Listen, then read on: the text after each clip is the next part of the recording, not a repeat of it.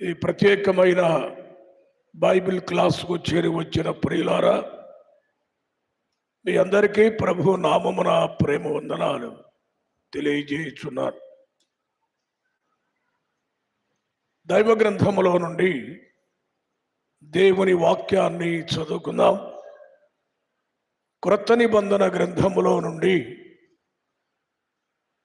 అపోస్తులుడైన పౌలు ఎఫెసీయులకు రాసిన పత్రిక 4వ అధ్యాయము 11-12 వచనాలు నేను చదువుతున్నాను. బైబిల్ గ్రంథములు చూడగలిగిన వారందరూ కూడా తెరచి చూడవలసినదిగా ప్రేమతో మనవి. కారణం ఏంటంటే ఇది బైబిల్ క్లాసు గనుక చెప్పబడుతున్న వాక్యాలు అలాగున్నవో లేవో అని ప్రతి ఒక్కరమైన మనము పరిశీలించుట అవసరం.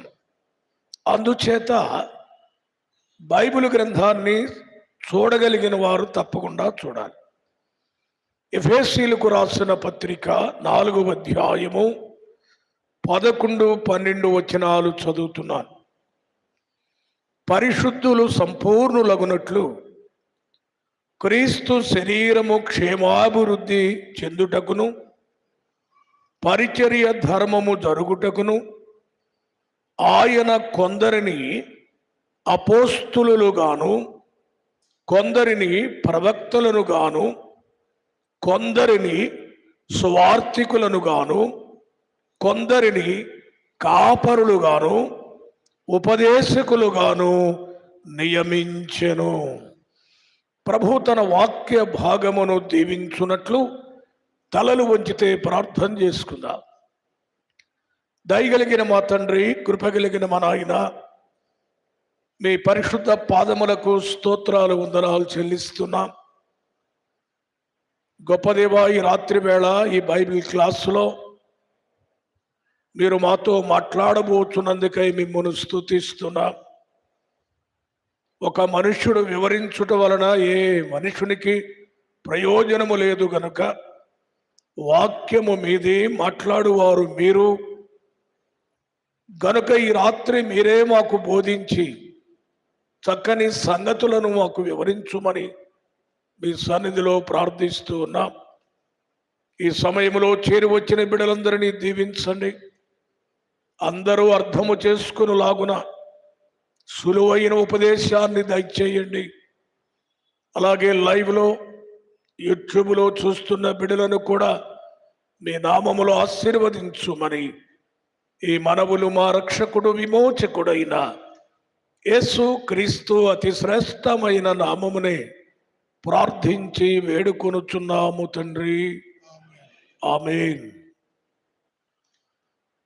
ప్రభునందు ప్రియ సోదరి సోదరులారా, ఈ సమయంలో ఎఫెసీయులకు రాసిన పత్రిక 4వ అధ్యాయము 11-12 వచనాలు మనం చదువుకున్నాం. మీరు గమనించవలసినది ఏమిటంటే, నేనేదో విడి రోజులలో ప్రసంగాలు చేసినట్టుగా చెప్పడం లేదు. ఇవి కొంచెము లోతుగా మనము ధ్యానం చేయవలసిన అంశాలు గనుక విసుగుదల లేకుండా మీ మనస్సులను వాక్యము వైపు ఉంచితేనే గాని ఇవి అర్థము కావు. మహాభక్తుడైన పౌలు ఎఫెసీ సంఘానికి ఈ పత్రికను వ్రాస్తూ సంఘమును గూర్చి, సంఘములో దేవుడు ఏర్పాటు చేసుకున్న వ్యక్తులను గురించి చక్కని మాటలు వ్రాశాడు. చదువుదాం. 11వ వచనం చూడండి. 11వ వచనము, పరిశుద్ధులు సంపూర్ణులగునట్లు క్రీస్తు శరీరము క్షేమాభివృద్ధి చెందుటకును పరిచర్య ధర్మము జరుపుటకును ఆయన కొందరిని అపోస్తులుగాను కొందరిని ప్రవక్తలను గాను కొందరిని స్వార్థికులను గాను కొందరిని కాపరులుగాను ఉపదేశకులుగాను నియమించ. ఇది గమనించాలి. పౌలు రాస్తూ ఈ వచనములో మనకు చెబుతున్న మర్మం ఏమిటంటే, దేవుడే తన సంఘములో నియమించాడు అని అంటున్నాడు. ఆయన నియమించను అన్నాడు. వాక్యాన్ని చదివేటప్పుడు మనం గమనించాల్సింది ఏంటంటే, ఈ వచ్చిన ప్రారంభం నుంచి పౌలు వ్రాస్తున్నాడు, కొందరిని అపోస్తులను గాను, అందరిని కాదు, కొందరిని ప్రవక్తలను గాను, అందరిని కాదు, కొందరిని స్వార్థికులను గాను, అందరిని కాదు, కొందరిని ప్రవక్తలు గాను లేక కాపరులు గాను, ఉపదేశకులు అంటే అందరూ కాదు, దేవుడు నియమించుకున్న వారు కొందరు మాత్రమే దేవుని సంఘములో. ఇది గమనించాలి. ఈ విభజన వివరణ మనం తెలుసుకోకపోతే దీంట్లో వాడు దాంట్లోకి, దాంట్లో వాడు దీంట్లోకి జొరబడి సంఘాలు గందరగోళం అవుతాయి. కొందరిని నియమించాడు. ఒక రకంగా చెప్తే ఇప్పుడు మనం చదివిన లిస్టులో 5 రకాలైన జనాంగములను దేవుడు నియమించాడు. మొదట అపోస్తులు అన్నాడు, తర్వాత ప్రవక్తలు అన్నాడు, తర్వాత ఏమన్నాడు, సువార్థికులు అన్నాడు, తరువాత కాపరులు అన్నాడు, ఆ తరువాత ఉపదేశకులు. 5 రకాల వారిని దేవుడు తన సంఘము పరిపూర్ణతలోనికి రావాలి అని, క్రీస్తు శరీరము క్షేమాభివృద్ధి పొందాలని ఈ 5 రకములైన వారిని కొందరినే కొందరినే కొందరినే అందరిని కాదని మరలా చెప్తున్నాను. మరొక వాక్య భాగాన్ని మీకు చూపెడతాను. అక్కడ ఇంకా ఎక్కువ మంది ఉంటారు. అక్కడ కూడా ఏమి రాయబడిందో జాగ్రత్తగా పరిశీలిద్దాం. కొరింథీయులకు రాసిన మొదటి పత్రిక 12వ అధ్యాయము 28వ వచనం చదువుదాం. కొరింథీయులకు రాసిన మొదటి పత్రిక 12వ అధ్యాయము 28వ వచనము. మరియు దేవుడు సంఘములో మొదట కొందరిని అపోస్తులుగాను, దేవుడు సంఘములో మొదట, ఈ మాట వినాలి. ఈ మొదట అనే మాట జాగ్రత్తగా పట్టుకోవాలి. ఇందాక కొందరిని కొందరిని అని చదివాం. ఇక్కడ వ్రాస్తూ అంటున్నాడు, దేవుడు మొదట సంఘములో, చదవండి, కొందరు అపోస్తులుగాను, కొందరు అపోస్తులుగాను, వెమ్మట కొందరిని ప్రవక్తలను. సరేండి, మన లిస్టులో ఉన్న వాళ్ళందరూ అక్కడ ఉంటారు. ఇంకా స్వస్థపరిచే వరం కలిగిన వారు, మహత్కార్యములు చేసేవారు ఆ లిస్టులో ఇంకా మనకు కనబడుతూ ఉంటారు కొరింథీ పత్రికలో. అయితే ఇక్కడ పౌలు వీరందరి లిస్టు చెప్పకముందు ముందేమన్నాడంటే మొదట అన్నాడు. ఇది గమనించాలంటే ఫ్రమ్ ది బిగినింగ్. మొదట అనేది సంఘ ప్రారంభములో. ఇది గమనించాలి. ఎందుకు ఆ పదాన్ని వాడాడు అంటే, మొదటలో మాత్రమే ఈ లిస్టులో ఉన్న వారందరూ ఉంటారు సంఘములో. దాని అర్థం సంఘము ఏర్పడి బలము పొందిన తరువాత అందులో కొంతమంది తగ్గిపోతారు. అది పౌలు చెప్తుంది మొదట అన్నాడు. మొదట అందరూ ఉంటారు ప్రారంభం గనక. అవసరం అయిపోయిన తర్వాత దేవుడు కొంతమందినే ఉంచుతాడు. అది అందుకే వాడాడు ఆ పదం. సరే, ఈవేళ మనం చదివిన లిస్టులో 5 ఉన్నారు. 5 రకాలు. మొట్టమొదటి ఎవరున్నారు? అపోస్తులు ఉన్నారు. ఈ వారము క్లాసులో ఈ మొదటి రకము వ్యక్తులను గురించి ధ్యానం చేద్దాం. అపోస్తులు ఎంతమంది? అక్కడ కొందరు అన్నాడు. కొందరినే అపోస్తులుగా చేసుకున్నాడు. ఎప్పుడిది? సంఘ ప్రారంభములో. జాగ్రత్తగా వినండి. అపోస్తులుడు అంటే పంపబడినవాడు అని అర్థం. అపోస్తులుడు అంటే పంపబడినవాడు. తరువాత ఎవరు అపోస్తులుగా పిలువబడతారు? అపోస్తులు అనడానికి చిహ్నాలు ఏమన్నా ఉన్నాయా? చిహ్నాలంటే గుర్తులు. గుర్తులు. చిహ్నములని ఎందుకు వాడానంటే బైబిల్లో ఆ పదం ఉంది. అపోస్తులు అంటే వారి చిహ్నాలు ఏంటి, ఎలా ఉంటారు? దయచేసి చూడండి ఒక వచ్చిన భాగం. కొరింథీయులకు రాసిన 2వ పత్రిక 12వ అధ్యాయము 12వ వచనం చదువుదాం. కొరింథీయులకు రాసిన 2వ పత్రిక 12వ అధ్యాయము 12వ వచనము. సూచక క్రియలను, జాగ్రత్తగా వినండి. సూచక క్రియలను, అద్భుతములను, మహత్కార్యములను చేయుట వలన అపోస్తుల యొక్క చిహ్నములు పూర్ణమైన ఓరిమితో మీ మధ్యను ఆగండి. అపోస్తుల చిహ్నాలు అంటే ఒక వ్యక్తి అపోస్తులుడు అనబడాలి అంటే కొన్ని చిహ్నాలు ఉండాలి అన్నాడు. ఏమిటా చిహ్నాలు?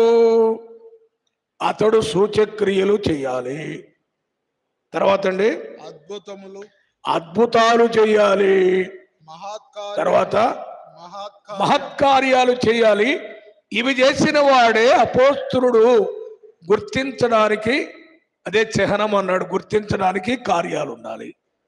అయితే ఇప్పుడు జాగ్రత్తగా చూడాలి. సంఘ ప్రారంభ దినాలలో వీరందరూ ఉన్నారు కదా. ఇప్పుడు అంటున్నాను, ఇప్పుడు వీళ్ళు ఉన్నారా? ఇప్పుడు సంఘములో సూచక్రియలు చేసేవారు ఉన్నారా? సంఘములో మహత్కార్యాలు చేసేవారు ఉన్నారా?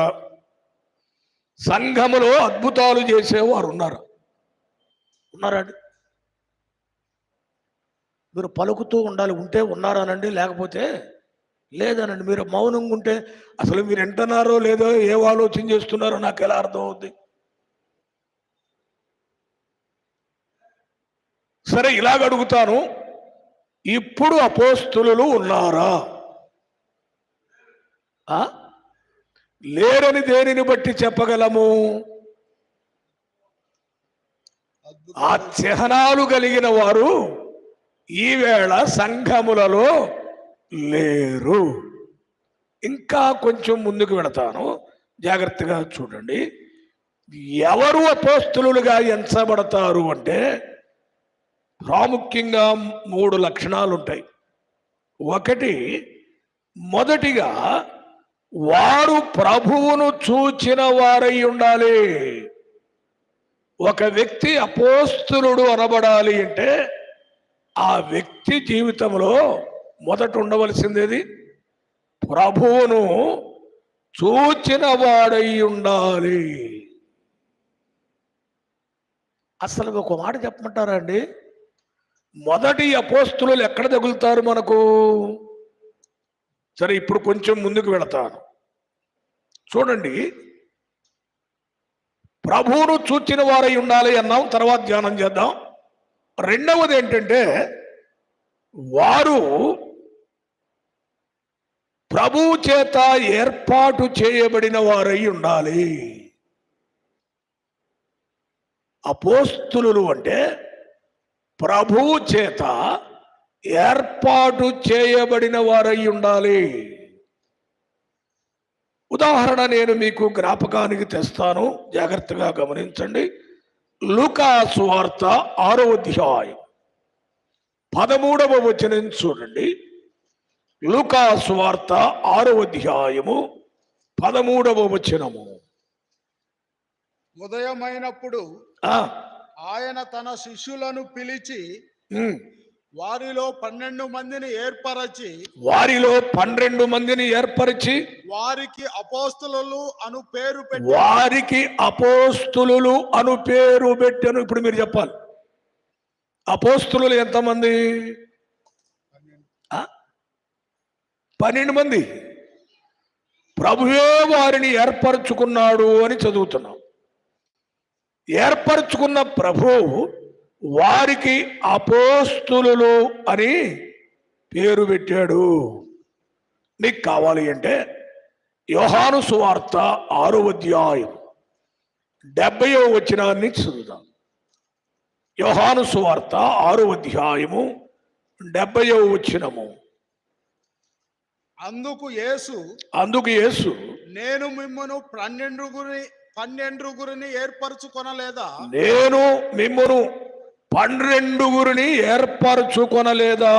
మీలో ఒకడు సాతాను. చాలండి. ఈ 12 మందిని యేసు ప్రభు ఏర్పరచుకున్నాడు. అంటే అపోస్తులుడికి ఉండవలసిన లక్షణం ఏంటంటే దేవుని చేత ఏర్పాటు చేయబడిన వాడై ఉండాలి.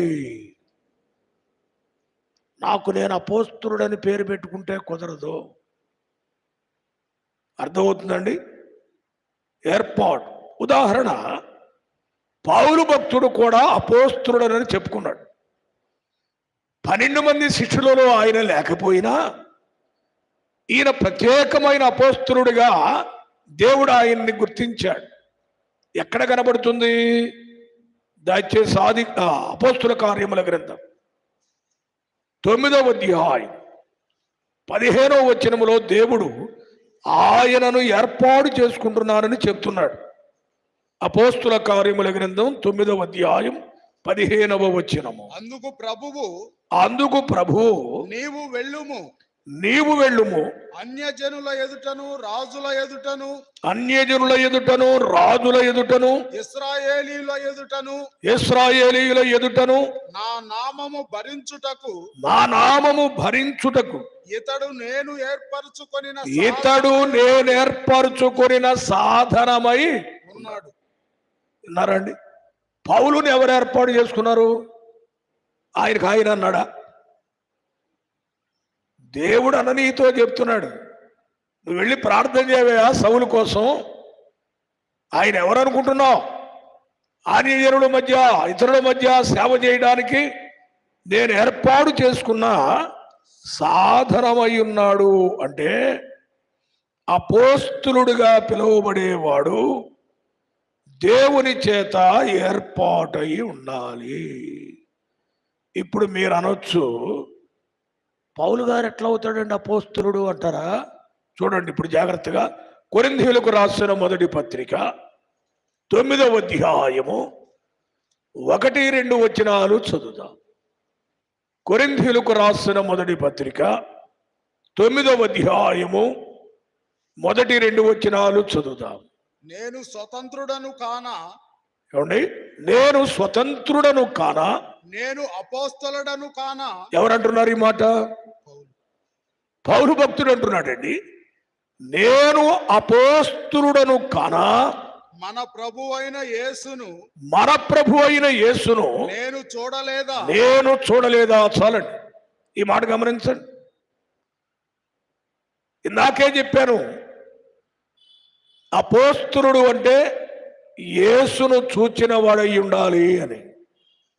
అపోస్తులుడు అంటే యేసు చేత ఏర్పాటైన వాడై ఉండాలని 2 మాటలు చెప్పాను. పౌలు ఏర్పరచబడిన వాడు, పౌలు యేసును చూచిన వాడు ఆయనే చెప్పాడు. ఇప్పుడు 9వ అధ్యాయంలో నేను అపోస్తులుడను కానా, నేను యేసును చూడలేదా? చూచాడా లేదా? కొరింథీయులకు రాసిన 2వ పత్రిక 12వ అధ్యాయము 3వ వచనాన్ని చదువుతాం. 2వ వచనం చదవండి పోని. కొరింథీయులకు రాసిన 2వ పత్రిక 12వ అధ్యాయము 2వ వచనము. క్రీస్తునందున్న ఒక మనుషుని నేను ఎరుగుదును. అతడు 14 సంవత్సరముల క్రిందట 3వ ఆకాశమునకు కొనిపోబడెను. అతడు శరీరముతో కొనిపోబడెను నేనెరుగను. శరీరము లేక కొనిపోబడెనో నేనెరుగను, అది దేవునికే తెలియను. అట్టి మనుషుని నేనెరుగుదును, అతడు పరదైసులోనికి కొనిపోబడి. చాలండి, పౌలు 2వ అనుభవాన్ని చెప్తున్నాడు. ఇందాకేమో 9వ అధ్యాయము కొరింథీ మొదటి పత్రికలో నేను అపోస్తులుడు గానా, నేను ఆయనను చూడలేదా అన్నాడు. ఇప్పుడు అసలు ఏకంగా ఎక్కడికి వెళ్ళానంటున్నాడు? దర్శనంలో 3వ ఆకాశానికి వెళ్ళాను, పరదేశుకు వెళ్ళాను, అక్కడ వింటున్నాను, చూస్తున్నాను అంటున్నాడు. అంటే పౌలు ఒక ప్రత్యేకమైన అపోస్తులుడుగా గమనించాలి. మరొక మాట కూడా చెప్పాలి. ఒక వ్యక్తి అపోస్తులుడు అంటే ఇందాక చెప్పాను, యేసును చూచిన వాడు అయి ఉండాలి. మరొక మాట చెప్పాను, యేసు చేత ఏర్పరచబడిన వాడు అయి ఉండాలి. మరొక మాట ఏమిటంటే యేసు పునరుద్ధానమునకు సాక్షి అయి ఉండాలి. చూచారా అపోస్తులకు ఉండవలసిన లక్షణాలు. ముందు యేసును చూడాలి. ఇప్పుడు 12 మంది యేసును చూచారా లేదా? ఆయనతోనే ఉన్నారు. పౌలు కూడా చూచానన్నాడు. రెండవది, వారిని ప్రభు ఏర్పాటు చేసుకున్నాడు కదా, అపోస్తులుడని పేరు పెట్టాడు కదా, పౌలును కూడా ఏర్పాటు చేసుకున్నాడు కదా. మూడవది, వారు పునరుద్ధానమునకు అంటే యేసుక్రీస్తు ప్రభు తిరిగి లేచాడు అనడానికి పునరుద్ధాన సాక్షులై ఉండాలి. చూద్దాం వాక్యాన్ని. అపోస్తుల కార్యముల గ్రంథం 1వ అధ్యాయం 22వ వచనం చదవండి ముందు. అపోస్తుల కార్యముల గ్రంథం 1వ అధ్యాయము 22వ వచనం. కాబట్టి యోహాను బాప్తిస్మం ఇచ్చినది మొదలుకొని ప్రభు అయిన యేసు మన యొద్ద నుండి పరమునకు చేర్చుకొనబడిన దినము వరకు ఆయన మన మధ్య సంచరించుచుండిన కాలమంతయు మనతో కలిసి ఉన్న వీరిలో ఒకడు మనతో. చూడండి ఇక్కడ సందర్భం ఏంటంటే 12 మందిని ప్రభు ఏర్పాటు చేసుకుంటే అందులో ఒకడు మిస్ అయ్యాడు. ఎవరా వ్యక్తి? యోధా ఇస్కరియోతు తన చోటుకి వెళ్ళవలసిన దాన్ని పోగొట్టుకున్నాడు, ద్రోహం చేశాడు. ఇప్పుడు ఆ ఖాళీ పూడ్చాలి గనుక 12వ వాడిగా ఖాళీలో ఎవరిని పెట్టాలి అంటే, ఇప్పుడు చాలా చదివారు, ఇంకా కిందకి చదవండి మీరు చదివిన భాగంలో. వీరిలో ఒకడు మనతో కూడా ఆయన పునరుత్థానమును చూడండి, మనతో కూడా ఆయన పునరుద్ధానమును గూర్చి సాక్షి అయి ఉండుట ఆవశ్యకమని చెప్పాను. విన్నారా? మనము ఏర్పాటు చేసుకునే 12వ వాడు అంటే అపోస్తలుడు ఏమై ఉండాలి? ప్రభు పునరుద్ధానమునకు సాక్షి అయి ఉండాలి, చూచిన వాడై ఉండాలి. ఏదో పోస్ట్ ఫిలప్ చేయడం కాదు. ఆ వ్యక్తి కూడా ప్రభు పునరుద్ధానమును చూచిన వాడై ఉండాలి. ఇప్పుడు చూడండి చివరి వచనం చదవండి, 26వ వచనం. అంతట వారు వీరిని గూర్చి చీట్లు వేయగా మత్తీయ పేరిట చీటీ వచ్చెను గనుక అతడు 11 మంది అపోస్తులతో కూడా లెక్కింపబడెను.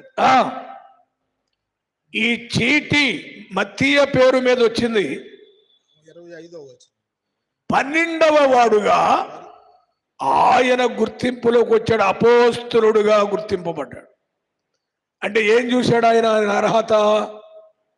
యేసుక్రీస్తు పునరుద్ధానం అప్పుడు సాక్ష్యము చూచాడు కనుక సాక్ష్యం పనికొస్తాడు. పునరుద్ధానం చూడని వాడు అపోస్తలుడిగా ఎన్నుకోవడానికి వీల్లేదన్నారు. కొరింథీయులకు రాసిన మొదటి పత్రిక. ఎంతమంది చూచారు యేసుక్రీస్తు పునరుద్ధానాన్ని? 15వ అధ్యాయం 5వ వచనం చదవండి. కొరింథీయులకు రాసిన మొదటి పత్రిక 15వ అధ్యాయము 5వ వచనము. ఆయన కేఫాకును తరువాత 12 కనబడెను. ఎంతమందికి? 12 మందికి. అంటే అపోస్తులు 12 మంది. అక్కడ శిష్యుల పేరే అపోస్తులు అండి ప్రభువు పెట్టింది. 12 మంది యేసుక్రీస్తు పునరుద్ధానుడైన తర్వాత ఆయనను చూచారు, సాక్ష్యం ఇచ్చారు. ఇప్పుడు మీరు అనొచ్చు, మరి పౌలు గారు ఎక్కడ చూశాడండి? పౌలు చూడలేదు కదా పునరుద్ధానం. 8వ వచనం చదవండి, లేక 7వ వచనం నుంచి చదువుకుంటా వెళ్ళండి. తరువాత ఆయన యాకోబుకును అటు తరువాత అపోస్తులకందరికీ కనబడెను. అందరికి కడబట ఆ కాలమందు అందరికీ కనబడిన తర్వాత అకాలమందు ఆ కాలమందు పుట్టినట్టున్న నాకును అకాలమందు పుట్టినట్టున్న నాకును కనబడెను. విన్నారా పౌలు గారి స్టేట్మెంట్ చూడండి, ఏమంటున్నాడు? ఆ 12 మందికే కాదు, అకాలమందు పుట్టినట్టున్న నాకును ఆయన కనబడ్డాడంటే పౌలు కూడా అపోస్తలుడుగా ఎంచబడడానికి లక్షణాలు ఆయనలో కూడా కనబడుతున్నాయి. దీనిని బట్టి మనం గమనించేది ఏంటంటే, ఇప్పుడు మీరు చెప్పాలి, నేటి దినాలలో సంఘాలలో అపోస్తలులు ఉన్నారా? నాకు కరెక్ట్గా చెప్పాలి. ఏమండి, ఎవరో ఒక్కళ్ళంటే ఎట్ట కుదురుద్ది? మిగతా వాళ్ళు మౌనంగా ఉంటే అది అనుమానంలో ఉన్నట్టుంటుంది. అంతేనా? నేటి దినాలలో అపోస్తలులు ఉన్నారా?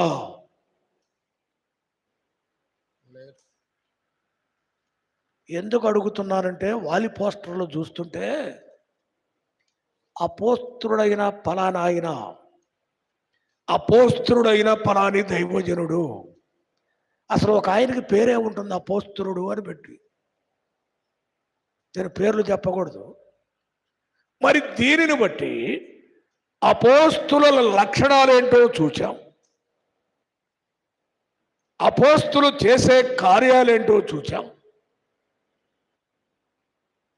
ఎన్ని చూచిన తర్వాత మరి ఇప్పుడు అపోస్తులు ఉన్నారా ఇవి కలిగిన వారు అంటే టకామని ఏం చెప్పొచ్చు? ఏమండి, లేరు.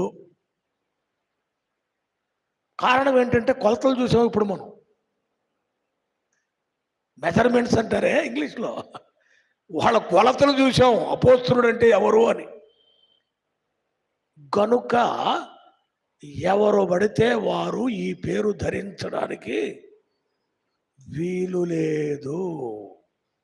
నా మాట కాదు, దేవుని వాక్యం చెబుతున్న మాట. సరే, మొదటి శతాబ్దంలోనే అపోస్తులు కాకుండా అపోస్తులని చెప్పుకున్న వారు ఉన్నారు.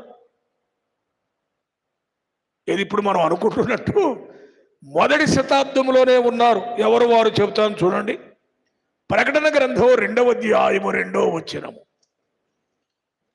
ప్రకటన గ్రంథము 2వ అధ్యాయము 2వ వచనము. నీ క్రియలను నీ కష్టమును నీ సహనమును నేనెరుగుదును. నీవు దుష్టులను సహింపలేవనియు అపోస్తులు కాకయే. ఆ పదం వినండి, అపోస్తులు కాకయే తాము అపోస్తులమని చెప్పుకొను వారిని పరీక్షించి వారు అబద్ధికులని నీవు కనుగొంటివి. విన్నారండి? ఆ దినాలలో ఒక సంఘములో మేము అపోస్తులము అన్నారట. కానీ వారు ఏం చేశారు? సంఘస్థులు పరిశీలించారు, వీరు అపోస్తులులా కాదా అని. అపోస్తులకు ఉండవలసిన లక్షణాలు ఉన్నాయా లేవని పరిశీలించే ఉన్నారంటే వీరు అబద్ధికులు. అంటే అపోస్తులని చెప్పుకునే అబద్ధికులు కూడా ఉన్నారన్నమాట. నా మాట కాదు, వాక్యం అది. మరొక వచ్చిన భాగాన్ని కూడా చూడాలి. కొరింథీయులకు రాసిన 2వ పత్రిక 11వ అధ్యాయం 13వ వచనము నుండి చదువుదాం. కొరింథీయులకు రాసిన 2వ పత్రిక 11వ అధ్యాయము 13వ వచనము నుండి. ఏలయనగా అట్టివారు క్రీస్తు యొక్క అపోస్తుల వేషము ధరించుకొని వారై ఉండి. ఇదేంటండి? అట్టివారు క్రీస్తు యొక్క అపోస్తుల వేషమును ధరించుకున్న వారై ఉండి దొంగ అపోస్తులను మోసగాండ్రగు పనివారునై ఉన్నారు. ఏమండి, విన్నారండి? ఏం వేసుకున్నారు వీళ్ళు?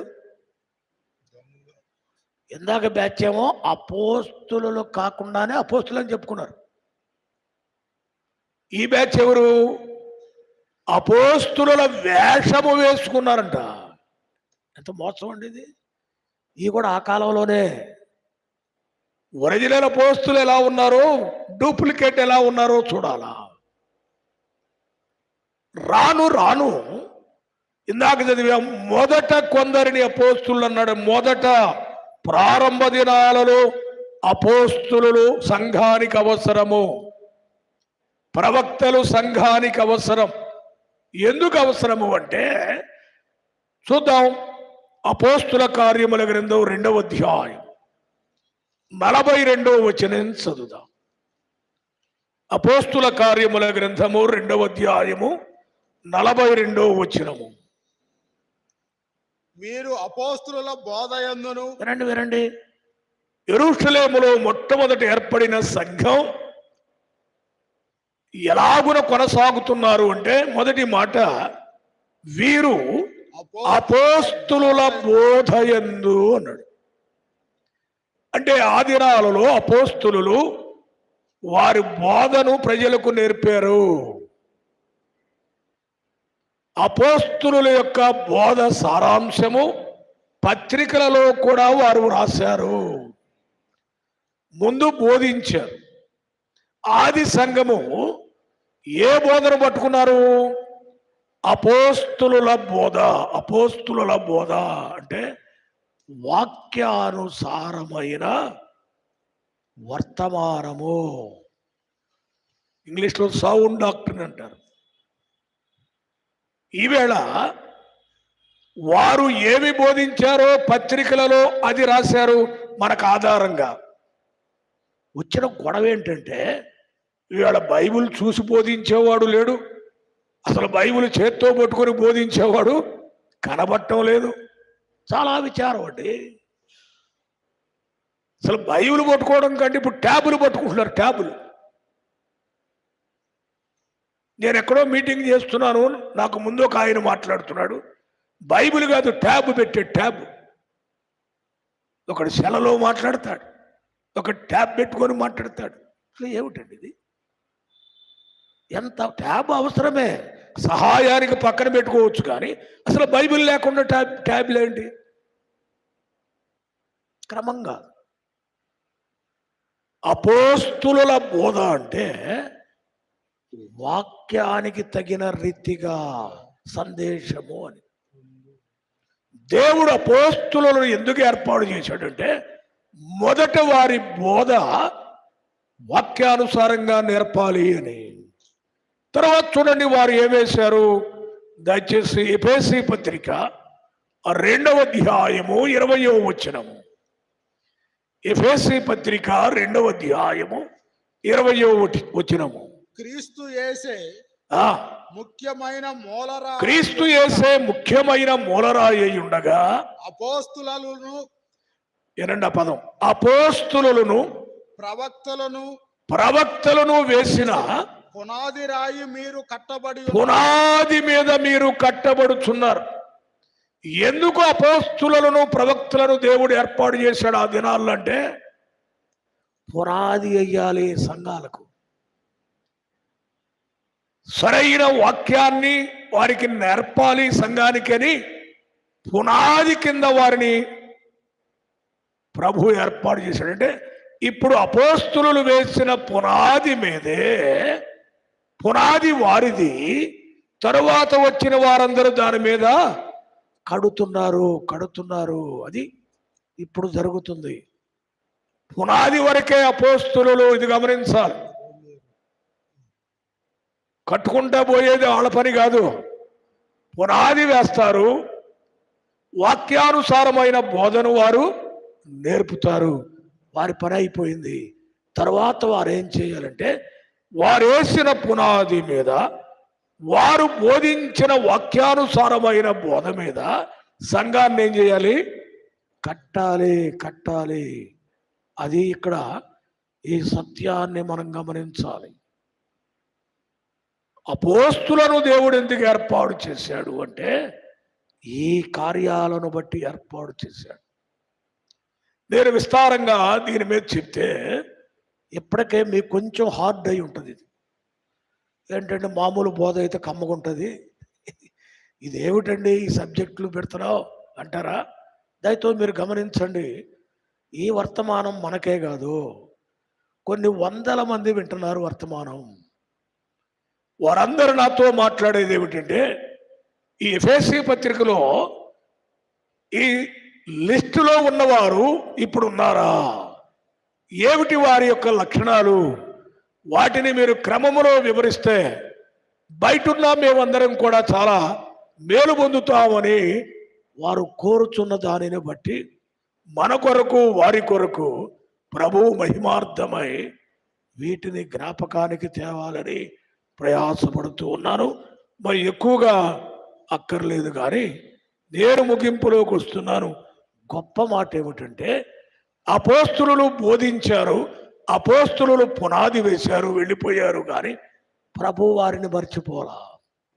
వారిని గురించిన అద్భుతమైన మాట ఏమిటంటే, ప్రకటన గ్రంథం 21వ అధ్యాయం 14వ వచనములో ప్రభు వారిని ఎంత ఘనపరిచాడో ఆ మాటతో ముగిద్దాం. చూడండి, ప్రకటన గ్రంథము 21వ అధ్యాయము 14వ వచనము. ఆ పట్టణపు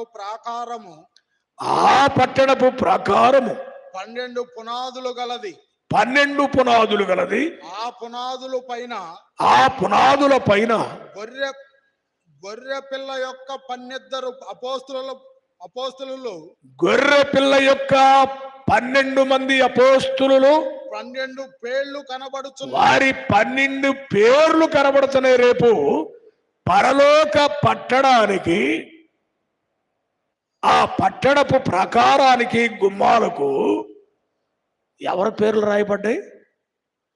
12 మంది అపోస్తుల పేర్లు. ప్రభువు ఎంత గొప్పవాడండి! ఈ లోకంలో ఉన్నప్పుడు వారిని ఏర్పాటు చేసుకున్నాడు, తిరిగి పరలోకములో కూడా వారి పేరులు ఆ పరిశుద్ధ పట్టణం మీద ఆయన వ్రాయించాడు. అపోస్తుల జీవితము అంత శ్రేష్టమైనది. మీరు ఇంటికి వెళ్ళిన తర్వాత మరలా ఈ వాక్య భాగాలు ఒకసారి ధ్యానం చేయండి. ప్రభు చక్కని వివరణ మరలా మీకు ఇస్తారు. అలా కూడా తెలుసుకొని ఆనందించాలని ప్రేమతో మనవి చేస్తూ ముగిస్తున్నాను. దేవుడి వాక్యములను ఈ రాత్రి మనందరి వినికిడిలో దీవించి ఆశీర్వదించునుగాక. ఆమేన్. తలలు వంచండి, ప్రార్థన చేసుకుందాం. దయగలిగిన మా తండ్రి, కృపగలిగిన మా నాయన, మీ పరిశుద్ధ పాదములకు స్తోత్రాలు, వందనాలు చెల్లిస్తాం. గొప్ప దేవా, ఈ రాత్రి ఈ ప్రత్యేకమైన బైబిల్ క్లాసులో సంఘ స్థాపనలో మీరు ఏర్పాటు చేసుకున్న 5 రకములైన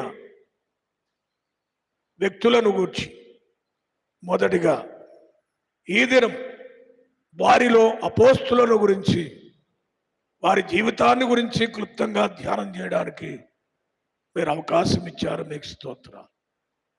వాక్య విన్న బిడ్డలందరినీ దీవించండి. వాక్యానికి లోబడే మనస్సును మాకు దయచేయండి. ఈ సత్యములను, మర్మములను అర్థము చేసుకునే రీతిని మీ ఆత్మ ద్వారా మాకు కలిగించండి. ఈ రాత్రి చేరి వచ్చారు చాలా మంది బిడ్డలందరికీ ఆశీర్వాదములు దయచేయండి. లైవ్లో అలాగే యూట్యూబ్లో చూసే బిడ్డలను కూడా దీవించండి. తిరిగి మీ ప్రజలు తమ గృహాలకు వెళ్ళబోతున్నారు. క్షేమంగా గృహాలకు చేర్చండి. మీ చిత్తమై మీరు అక్కడ ఆలస్యమైతే మరి ఒకసారి ఇలాగున మీ సన్నిధిలో చేరి ఆనందించే భాగ్యాన్ని మా అందరికి దయచేయమని ఈ మనవులు మా రక్షకుడు, విమోచకుడైన యేసు క్రీస్తు అతి శ్రేష్టమైన నామమునే ప్రార్థించి వేడుకొనుచున్నాము తండ్రి. ఆమేన్. ప్రభునందు ప్రియమైన సోదరి సోదరుల